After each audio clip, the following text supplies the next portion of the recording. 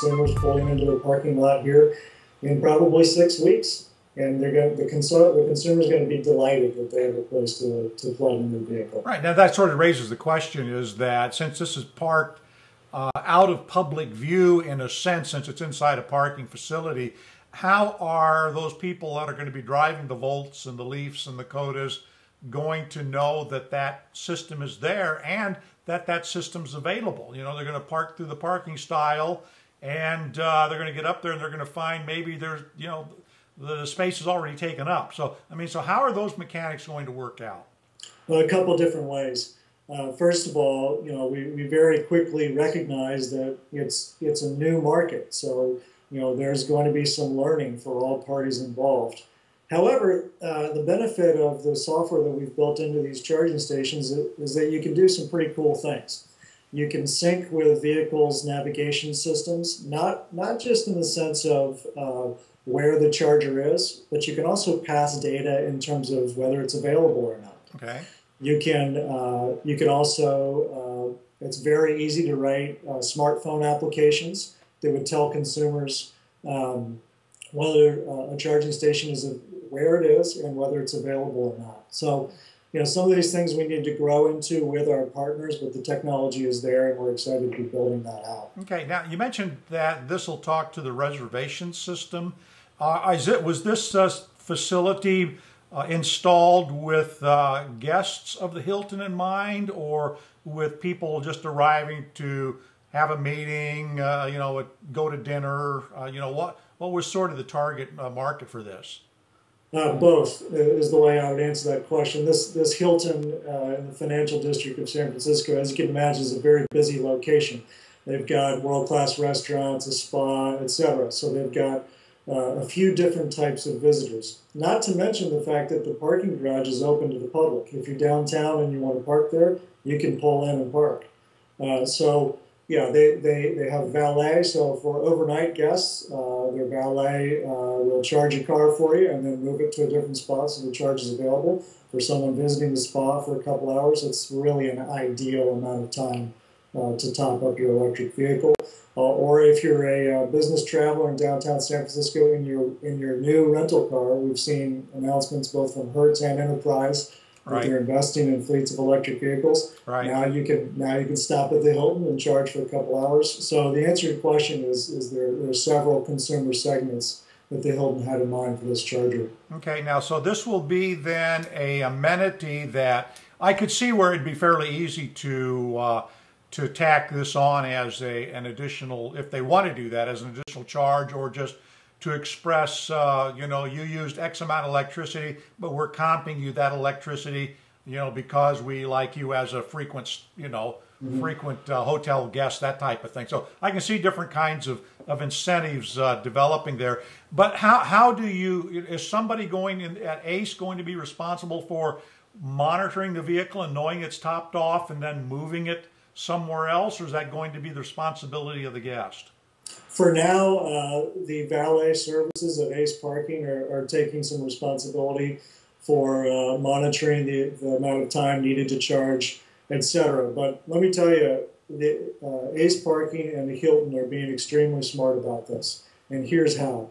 They're not trying to monetize right now. They see this strictly as an amenity to early adopter consumers. Right. They realize that this is a brand new market. So why don't we take 6 months or a year and learn how these consumers want to use this charger? Let's kind of have an open system. The valet station and the parking office is right there next to the charger. Let's talk to these consumers. Let's charge their cars for free, etc. And then maybe 6 months or a year later, we'll know enough to think about an actual business model. And I think that's extremely bright in any new market. Okay. Now you said that you're developing not only a public charger structure, public chargers, but you're also working on home units as well? Yeah, we do have a residential unit we're rolling out here in about 2 months. Okay. And it's pretty exciting. Not only it looks pretty cool, it's a real sleek design, but just the idea to participate both in public infrastructure and in the primary form of charging, which will be in folks' homes, depending on their living situation, whether in a multi-dwelling unit or in their own garage. we're excited to be a part of that side of the business as well. Okay. You've got a lot of competitors out there. Some of them have got, a little bit longer track record. Well, this is a really new area for most people. I think the only company that I'm aware of that's been in this from the get-go is Clipper Creek up in Auburn Hills. Sure. That, they date clear back to the old original, California ZEV mandate period. But everybody else is fairly new, fairly new to this game within the last 3-4 years. So if I were at a trade show and I came up to your booth and you were next to, all of the other vendors out there with this, what would be your strongest pitch to me to get me to consider your product as opposed to competitors' products, the GEs of the world? It looks great. It works. We're very flexible on business model. I think the word that we repeat all the time because it's true is openness. From the number of models that we have available here in the next 6 months for different applications, the openness of our software architecture and its ability to interface with your business systems, our willingness to engage in different business models. If you simply want a dumb piece of hardware that charges and does nothing else, fine, we can work with that. All the way at the other end of the spectrum, if you want a managed relationship where we're actually helping you run your vehicle charging business, we're open to that as well. So openness is really the recurring word you would hear if you approach this at a trade show. Right. Okay. So I'm going to then also ask you, what's it going to cost me?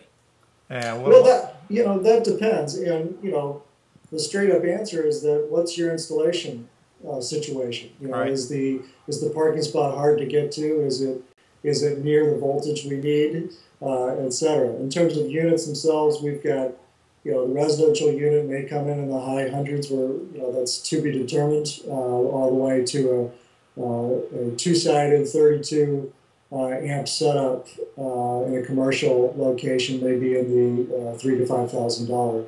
But if you're a multi-million-dollar hotel and now you've got this great amenity you can offer, that's actually a pretty palatable. Sure, yeah, for the cost of a refrigerator, maybe. Yeah. Well, commercial refrigerator. A real nice refrigerator. Yeah, a real nice refrigerator. One of the questions that interests me in this, when we're talking about public charging systems, human nature being what human nature is, what are your concerns about potential vandalism, and how are you addressing that in the design of the device? It's a concern. There's some pretty cool pieces of design. For instance, the unit we put at the Hilton. If you take a look at the photo of it in our press release and the stories that have come from it, there are no flat surfaces. In other words, you can't put a cup of Coke or a cup of coffee on it anywhere. Right. You also can't get into it unless you took a crowbar, which I suppose if someone has enough time on their hands. Right. But we have thought about the cables themselves are very difficult to destroy. This is super durable material, etc. At the end of the day, if somebody wants to run over it with their car or take a baseball bat to it, these are the things we live with. But we have put some thought into that, and the fact that many of these hospitality business locations will be in managed parking lots, that helps a lot. Right. Okay. All right. So I'm just trying to think if there's anything else one of the final questions, sort of, where are you at in? I assume you, like other of the manufacturers, are going for things like underwriter laboratory certification. Are you doing that, and sort of where are you at in the process? We have UL on the Hilton installation. We have the Canadian equivalent, which is acceptable as I believe it's called CSA across the board. So we are absolutely up to snuff on our installations in the U.S. as well as installations in Europe, which is no easy task, as you know. It takes a lot of legwork behind the scenes to get this in place. So here in the U.S., you're going to have, I assume, J1772. That's right. In Europe, I think that standard, if I understand correctly, is somewhat in flux still? Well, you know what? The best answer to that question, Bill, is that it's still in flux a little bit in the U.S., and this is a little insider secret. J1772 is a very technical sounding term, but the fact is that the major manufacturers are interpreting that standard across a wide spectrum. So the hard work that companies like ParkPod have to do is they need to get with all the major manufacturers and do testing to validate vehicles so that when a consumer 6 weeks from now drives into the Hilton and plugs their Volt in, it actually works. And we're proud to say that that is the case with our chargers, but it takes a lot of legwork behind the scenes to validate your charger with the major manufacturers. Now, have you at this point, now that you've got this installation, I assume is up and running at the Hilton now?